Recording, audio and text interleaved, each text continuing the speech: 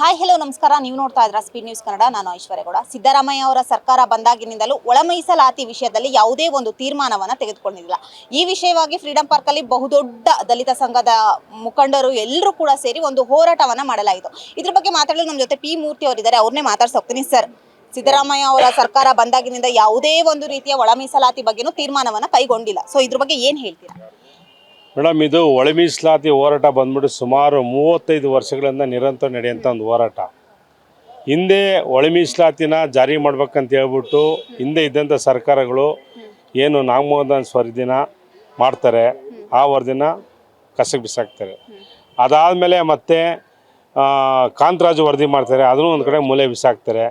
ಮತ್ತು ಈ ಥರ ಪ್ರತಿಯೊಂದು ಹಂತದಲ್ಲೂ ಹೋರಾಟ ಮಾಡಿದಾಗ ನಾವು ಏನು ನಮ್ಮ ಮಾದಿಗ ಸಮುದಾಯ ಎಷ್ಟು ಪರ್ಸೆಂಟ್ ಇದ್ದೀರ ಅಂತ ಹೇಳ್ಬಿಟ್ಟು ವರದಿ ಮಾಡೋದು, ಆಮೇಲೆ ಈ ವರದಿ ಸರಿಯಿಲ್ಲ ಅಂತ ಹೇಳಿ ಬಿಸಾಕೋದು. ನಾನು ಹೇಳೋದೊಂದು, ಇದು ಸಂವಿಧಾನಬದ್ಧವಾಗಿರ್ತಕ್ಕಂಥ ನಮ್ಮ ಹಕ್ಕು, ನಮ್ಮ ಮೀಸಲಾತಿ.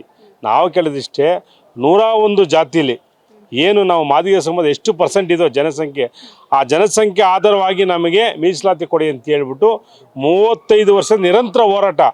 ಈ ಹೋರಾಟಕ್ಕೆ ಯಾವುದೇ ಸರ್ಕಾರ ಮಣೆ ಹಾಕಿಲ್ಲ. ನಮ್ಮ ದಲಿತರನ್ನ ಎಲೆಕ್ಷನ್ ಬಂದಾಗ ಅಣ್ಣ, ಅಪ್ಪ, ಚಿಕ್ಕಪ್ಪ, ದೊಡ್ಡಪ್ಪ, ಅಮ್ಮ ಅಂತೆಲ್ಲ ಕಾಲಿಗೆ ಬೀಳ್ತಾರೆ, ಓಟ್ ಹಾಕ್ಸ್ಕೊಳ್ತಾರೆ. ಅದಾದಮೇಲೆ ಹೇಗೇನು ಮರ್ಸ್ಬಿಡ್ತಾರೆ. ಎಲೆಕ್ಷನ್ ಬಿಫೋರ್ ಹೇಳ್ತಾರೆ ಏನಂತ, ನಾವು ಬಂದಿರೋದೇ ಒಳ ಮೀಸಲಾತಿ ಜಾರಿ ಮಾಡೋಕ್ಕೆ ನಮ್ಗೆ ಓಟ್ ಹಾಕಿ ಅಂತ.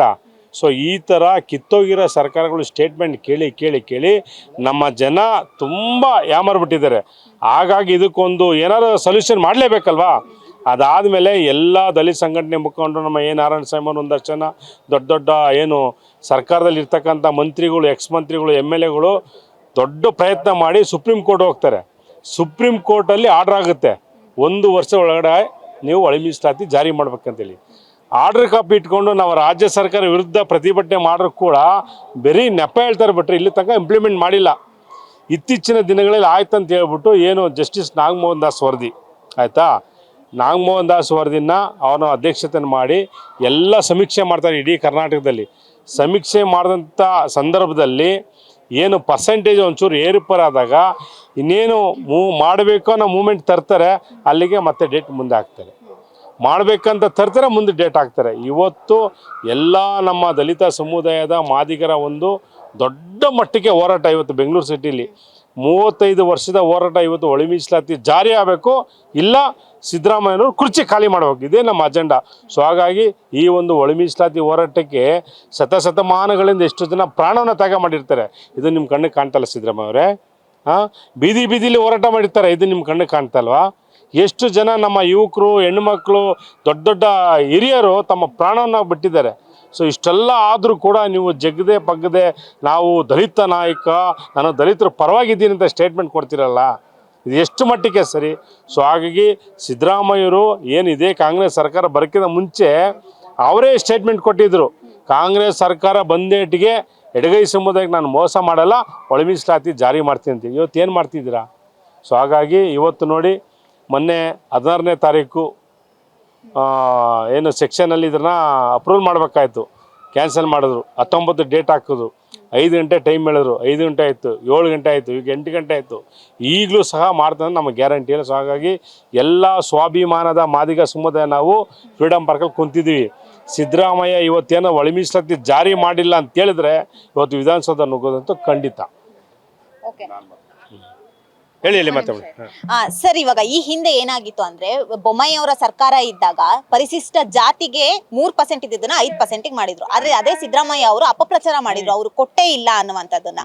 ಸೊ ಈಗ ನೀವು ರಾಜ್ಯ ಸರ್ಕಾರದ ಮೇಲೆ ಆಕ್ರೋಶವನ್ನ ಹೊರ ಹಾಕ್ತಿದ್ದೀರಾ. ನಿಮ್ಮ ಮುಂದಿನ ಹಾದಿ ಯಾವ ರೀತಿ ಇರುತ್ತೆ? ಮೇಡಮ್, ಹಿಂದೆ ನೀವು ಹೇಳಿದ್ದು ಕರೆಕ್ಟು. ಇದೇ ವಾಲ್ಮೀಕಿ ಸ್ವಾಮೀಜಿಯವರು ಇದೇ ಫ್ರೀಡಂ ಪಾರ್ಕಲ್ಲಿ ಪ್ರತಿಭಟನೆ ಕುಂತಾಗ ದಲಿತರಿಗೆ SC STಗಳಿಗೆ ಮೀಸಲಾತಿ ಹೆಚ್ಚಳ ಮಾಡ್ಬೇಕಂತ ಹೋರಾಟ ಕೂತ್ಕೊಂಡ್ರು. ಅವಾಗ ಎಲ್ಲ ದಲಿತ ಸಂಘಟನೆ ಮುಖಂಡರು ಅವ್ರ ಜೊತೆ ಭಾಗಿಯಾಗಿದ್ದು. ಸುಮಾರು 6 ತಿಂಗಳು ಮಳೆ ಗಳೆ ಚಳಿಯಲ್ಲಿ ಇದ್ದರು ಸ್ವಾಮಿಗಳು. ಇದಾದಮೇಲೆ BJP ಸರ್ಕಾರ ಅದನ್ನು ಇಂಪ್ಲಿಮೆಂಟ್ ಮಾಡ್ತು. ಏನು 3% ಇರ್ತಕ್ಕಂಥ ST ಸಮುದಾಯಕ್ಕೆ 7% ಮಾಡಿದ್ರು, 15% ಇರ್ತಕ್ಕಂಥ ದಲಿತರಿಗೆ 17% ಮಾಡಿದ್ರು. ಇಂಪ್ಲಿಮೆಂಟ್ ಮಾಡಿ ಕೇಂದ್ರ ಸರ್ಕಾರಕ್ಕೆ ಶಿಫಾರಸು ಮಾಡಿದ್ರು, ಆಯಿತಾ. ಮಿಕ್ಕಿದಲ್ಲಿ ಕೇಂದ್ರ ಸರ್ಕಾರದಲ್ಲಿ ಏನೋ ಸುಪ್ರೀಂ ಕೋರ್ಟು ಆಲ್ರೆಡಿ ಇದು ಮಾಡೋಂಗಿಲ್ಲ ಅಂತ ಏನೋ ಒಂದಷ್ಟು ಗೊಂದಲಗಳು ಸೃಷ್ಟಿ ಆಯಿತು. ಸೊ ಅದರಲ್ಲಿ ಪೆಂಡಿಂಗ್ ಇದೆ. ಅಟ್ಲೀಸ್ಟು ಆ ಸರ್ಕಾರ, BJP ಸರ್ಕಾರ ನಮ್ಮನ್ನು ಇಲ್ಲಿಂದ ನಮ್ಮ ಬೇಡಿಕೆಯನ್ನು ಕೇಂದ್ರ ಸರ್ಕಾರ ಶಿಫಾರಸು ಮಾಡಿದ್ರಲ್ಲ, ನೀವು ಅದನ್ನು ಮಾಡ್ತಲ್ವಲ್ಲ ನೀವು? ಆಮೇಲೆ ಒಂದು ಪಾಯಿಂಟು, ಇವತ್ತು ಏನು ಸಿದ್ದರಾಮಯ್ಯ ಸರ್ಕಾರ ನಾವು 5 ಗ್ಯಾರಂಟಿಗಳು ಕೊಡ್ತೀವಿ ಅಂತ ತುಂಬ ಜಂಬದಲ್ಲಿ ಹೇಳ್ಕೊಳ್ತಾರೆ. ಅದು ಯಾರು ದುಡ್ಡು? ಅದು SC SB TSP ನಮ್ಮ ದಲಿತರ ದುಡ್ಡು. ಒಂದು ವರ್ಷಕ್ಕೆ ಇದೇ ಏನು ಮಾನ್ಯ ಸಚಿವರು ಮಾದೇವಪ್ಪನವರು 42,000 ಕೋಟಿ ಬಜೆಟ್ನ ಮಣ್ಣೆ ಮಾಡ್ತೀನಿ ಅಂತ ಹೇಳ್ಬಿಟ್ಟು ದೊಡ್ಡದಾಗಿ ಸೂಟ್ ಕೇಸಲ್ಲಿ ಪೋಸ್ ಕೊಡ್ತಾರೆ. ಅದರಲ್ಲಿ 14,446 ಕೋಟಿ ಪ್ರತಿ ವರ್ಷ ಆ ದುಡ್ಡನ್ನ ತೆಗೆದು ಗ್ಯಾರಂಟಿಗಳು ಯೂಸ್ ಮಾಡ್ತಾರೆ. ಅದು ದಲಿತರ ದುಡ್ಡಲ್ಲ, ಯಾಕೆ ಯೂಸ್ ಮಾಡಬೇಕು? ಇದು ಕ್ರಿಮಿನಲ್ ಅಫೆನ್ಸು, ದಲಿತರ ದುಡ್ಡು ಎತ್ತದು. ಸೊ ಹಾಗಾಗಿ ಸಿದ್ದರಾಮಯ್ಯ ಸರ್ಕಾರ ಎಲ್ಲೋ ಒಂದು ಕಡೆ ದಲಿತರ ಮೇಲೆ ತುಂಬ ಒಂದು ದೌರ್ಜನ್ಯ, ದಬ್ಬಾಳಿಕೆ, ನಮ್ಮ ದುಡ್ಡನ್ನು, ನಮ್ಮ ನಿಧಿನ ಎತ್ತೋದು, ಬೇರೆ ಬೇರೆ ಗ್ಯಾರಂಟಿ ಬಗ್ಗೆ ಕೊಡೋದು, ಆ ನಿಟ್ಟಲ್ಲಿ ತುಂಬ ದಲಿತರಿಗೆ ಅನ್ಯಾಯ ಮಾಡೋದು ಒಂದು ಸರ್ಕಾರ ಕಾಂಗ್ರೆಸ್ ಸರ್ಕಾರ. ಓಕೆ, ಕೊನೆಯದಾಗಿ ನಿಮ್ಮ ಹಾದಿ ಯಾವ ರೀತಿ ಇರುತ್ತೆ ಇವತ್ತು ಮೀಸಲಾತಿಯನ್ನು ನೀಡಲಿಲ್ಲ ಅಂದರೆ? ಮೇಡಮ್, ಈಗ ಆಲ್ರೆಡಿ ಎಲ್ಲ 30 ವರ್ಷದ ಹೋರಾಟಗಾರರು ಇವತ್ತೆಲ್ಲ ದೊಡ್ಡ ದೊಡ್ಡ ನಾಯಕರು ಫ್ರೀಡಮ್ ಪಾರ್ಕಲ್ಲಿ ನಾವು ಕುಂತಿದ್ದೀವಿ. 8 ಗಂಟೆ ತನಕ ಕಾಯ್ತೀವಿ.